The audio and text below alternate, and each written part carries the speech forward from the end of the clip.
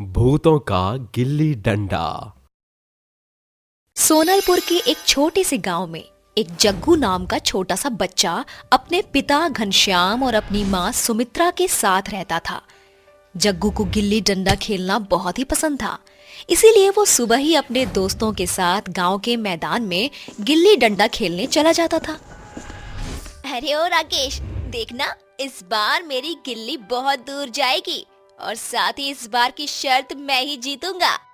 बड़ा आया शर्त जीतने वाला, तेरी गिल्ली को तो मैं यूं ही पकड़ लूंगा, तू देख तो सही। दोनों खूब गिल्ली डंडा खेलते हैं, जिसके बाद गिल्ली डंडे की शर्त में जग्गू जीत जाता है। उसके बाद जब घर पहुंचता है तो उसकी माँ उससे पूछती है, अरे बेटा जग्गू, तुमने ये क्या हालत बना रखी है? हाँ, जरा अपने आप को देखो तो सही, कितने गंदे लग रहे हो तुम। माँ, वो गिल्ली डंडा खेलते समय। क्या कहा? गिल्ली डंडा? तू आज फिर गिल्ली डंडे की शर्त जीत कर आया है क्या? माँ, क्या आप हमेशा मुझे डांटती रहती हो। अरे मैं गिल्ली डंडा ही तो खेल कर आया हूँ। और क्या हुआ अगर मैं शर्त पर कुछ पैसे जीत गया तो? वैसे भी आप लोग मुझे पैसे तो देते नहीं हो, कम से कम मैं इसमें अपना खर्चा तो निकाल लेता हूँ। तभी वहाँ घनश्याम आता है और जग्गू की बात सुन लेता है। बेटा, ये सब ठीक नहीं है, हम गरीब हैं, इसका मतलब तुम्हें इस तरह पैसे नहीं कमाने चाहिए, ये एक जुए की तरह है। अपने पिता के आगे जग्गू कुछ नहीं कह पाता, इसीलिए वो वहाँ से गुस्सा होकर जंगल में चला जाता है और एक पेड़ के नीचे जाकर बैठ जाता है। जब देखो माँ पिताजी मुझे गिल्ली डंडे के लिए डांटते रहते हैं। अरे इन्हें और कोई काम ही नहीं है क्या? यहाँ तो कोई मेरा दोस्त भी नहीं है, मुझे अकेले ही गिल्ली डंडा खेलना होगा। जग्गू जंगल में ही गिल्ली डंडा खेलने लगता है। वहीं पेड़ के ऊपर दो भूत बैठे हुए उसे देख रहे होते हैं। अरे अरे देखो, ये बच्चा गिल्ली डंडा खेल रहा है, इसे देखकर तो मुझे अपना बचपन याद आ गया। हाँ हाँ, मुझे भी बचपन में मैं गिल्ली डंडे में सबसे आगे था, कोई भी मेरे आगे टिक नहीं पाता था। फिर तो हो ही जाए मुकाबला, चलो हम इस बच्चे के साथ गिल्ली डंडा खेलते हैं। लेकिन ये बच्चा हमें देखेगा तो यहाँ से डरकर भाग जाएगा, चलो पहले हम अपना रूप बदल लेते हैं। वो दोनों गांव के आदमियों का रूप बदल लेते हैं, जिसके बाद वो दोनों जग्गू के पास जाते हैं और उससे कहते हैं, अरे वाह बेटा, तुम तो बहुत अच्छा गिल्ली डंडा खेलते हो, क्या हम भी तुम्हारे साथ खेल सकते हैं? हाँ हाँ, क्यों नहीं, वैसे भी मैं अकेला खेलकर बोर हो गया था, चलो हम मिलकर खेलते हैं। दोनों भूत अपना भेष बदलकर जग्गू के साथ खेलने लगते हैं और उन्हें खेलते खेलते शाम हो जाती है। तभी जग्गू कहता है, अरे शाम हो गई, मेरी माँ मेरा इंतजार कर रही होंगी, अगर समय से घर नहीं पहुँचा ना तो पिताजी बहुत मारते हैं, चलो मैं जाता हूँ। जग्गू की बात सुनते ही दोनों भूत जग्गू को पकड़ लेते हैं और अपने असली रूप में आ जाते हैं, जिसके बाद जग्गू बहुत डर जाता है। मुझे छोड़ दो, मुझे जाने दो, मैंने तुम्हारा क्या बिगाड़ा है? मैं तो तुम्हारे साथ खेल ही तो रहा था। आज तो तूने भूतों के साथ गिल्ली डंडा खेल लिया, तो बता हम दोनों में से किसने अच्छा खेला? भूत अंकल, आप दोनों ने ही बहुत अच्छा खेला, लेकिन मुझे जाने दो, मुझे छोड़ दो। एक शर्त पर छोड़ेंगे, अगर तू कल फिर हमारे साथ गिल्ली डंडा खेलने आएगा तो।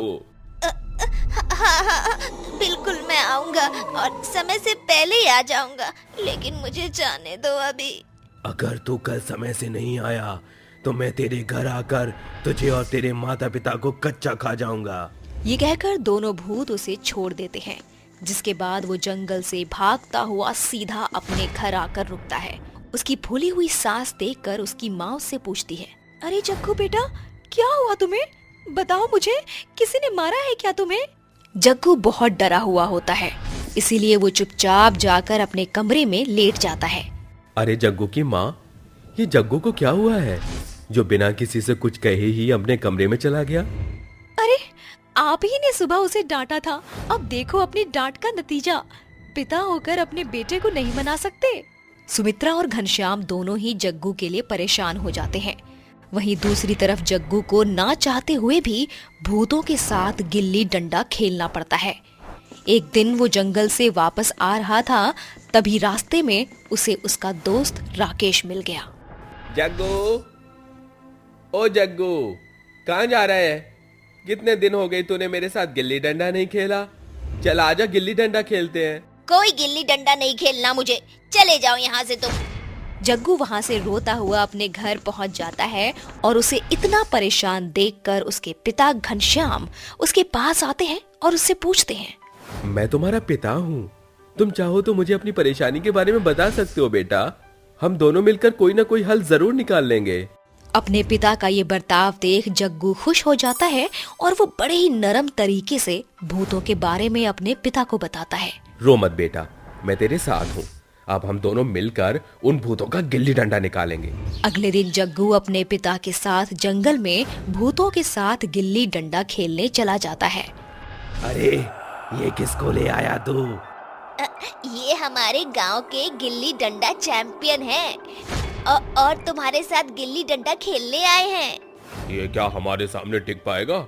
इसे तो हम अभी बताते हैं। दोनों भूत घनश्याम के साथ गिल्ली डंडा खेलने लगते हैं, जिसके बाद घनश्याम उन दोनों को बहुत बुरी तरह हराता है। सही कहा था तुमने, ये तो चैंपियन है। हाँ चैंपियन तो होऊंगा ही, आखिर जग्गू का बाप जो हूँ। उसकी बात सुनकर दोनों भूत कंफ्यूज हो जाते हैं। इतने में घनश्याम एक मशाल में आग जलाकर दोनों भूतों के ऊपर फेंक देता है, जिसके बाद दोनों भूत जलकर राख हो जाते हैं। देखा बेटा, गुरु गुरु होता है और चेला चेला होता है। आके तेरे बाप ने दोनों भूतों को मजा चखा ही दिया। पिताजी, मुझे माफ कर दो, मैंने आपको बिल्कुल भी नहीं समझा। और उसके बाद दोनों हंसी खुशी अपने घर वापस लौट जाते हैं।